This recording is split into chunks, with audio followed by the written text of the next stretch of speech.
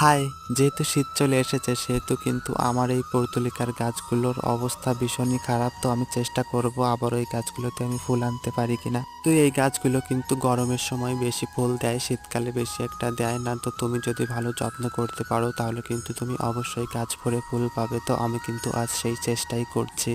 আর আমার বিশ্বাস আমার গাছগুলোর মতো অবস্থা হয়তো তোমাদের অনেকেরই হয়েছে। তো যাই হোক, এখন আমি এই যে মাটিটা তৈরি করে নিচ্ছি, মানে গাছে যে খাবারটা দিব সেটা তৈরি করে নিচ্ছি। তো আমি এখানে নিয়েছি কিছুটা জৈব সার, কিছুটা চা পাতা আর কিছুটা নিম পাতা গুঁড়ো। তো এগুলো কিন্তু ভালো করে মিশিয়ে গাছের গোড়ায় আমি দিয়ে দিয়েছিলাম। অবশ্যই কিন্তু মাটিটা আগে থেকে একটু খুঁড়ে নিতে হবে।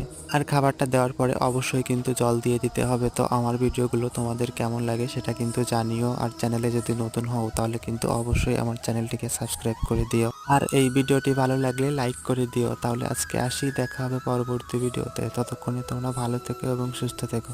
টাটা।